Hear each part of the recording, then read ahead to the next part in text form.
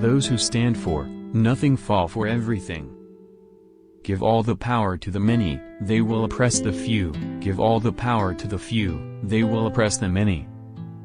The Constitution shall never be construed to prevent the people of the United States who are peaceable citizens from keeping their own arms. The art of reading is to skip judiciously. A well-adjusted person is one who makes the same mistake twice without getting nervous. I never expect a perfect work from an imperfect man.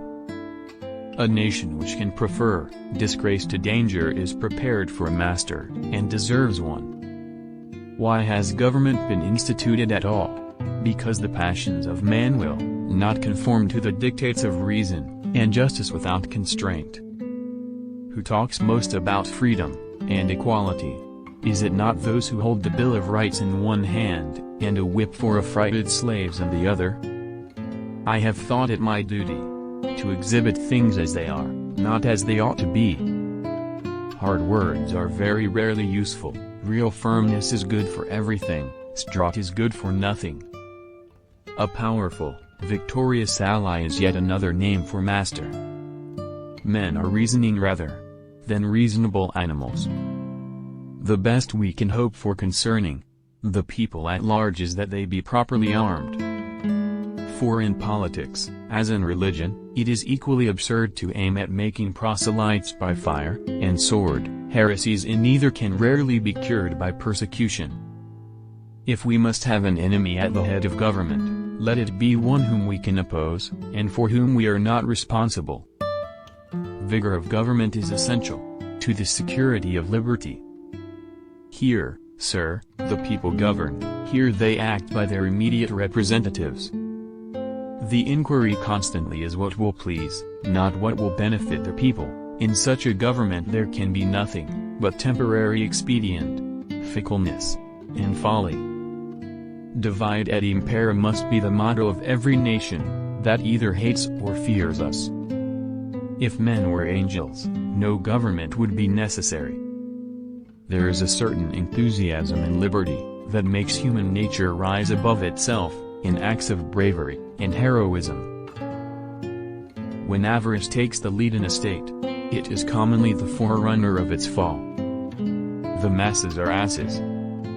If the sword of oppression be permitted to lop off one limb without opposition, reiterated strokes will soon dismember the whole body.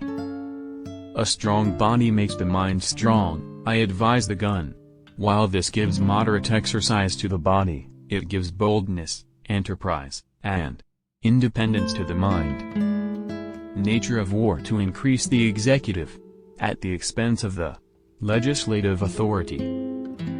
Best of wives and best of women. Caution and investigation are a necessary armor against terror and imposition. Experience is the oracle of truth, and where its responses are unequivocal, they ought to be conclusive and sacred. A national debt, if it is not excessive, will be to us a national blessing. Cold in my professions, warm in my friendships, I wish, my dear Lawrence, it might be in my power, by action rather than words, to convince you that I love you. No man ought certainly to be a judge in his own cause, or in any cause in respect to which he has the least interest or bias. The pains taken to preserve peace include a proportional responsibility, that equal pains be taken to be prepared for war. Safety from external danger is the most powerful director of national conduct. All communities divide themselves into the few and the many. The first are the rich and well-born, the other the mass of the people.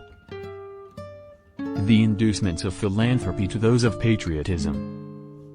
But this is a thing more ardently to be wished than seriously to be expected. An avaricious man might be tempted to betray the interests of the state for the acquisition of wealth. Real firmness is good for everything, straught is good for nothing. To be more safe, they at length become willing to run the risk of being less free. A dangerous ambition more often lurks behind the specious mask of zeal for the rights of the people. Am I then more of an American than those who drew their first breath on American ground? But the most common and durable source of factions has been the various and unequal distribution of property. We are not always sure that those who advocate the truth are influenced by purer principles than their antagonists. When a people or family so divide, it never fails to be against themselves. The fate of an empire in many respects the most interesting in the world. Power-controlled or abridged is almost always the rival and enemy of that power by which it is controlled or abridged. Divisions at home would invite dangers from abroad.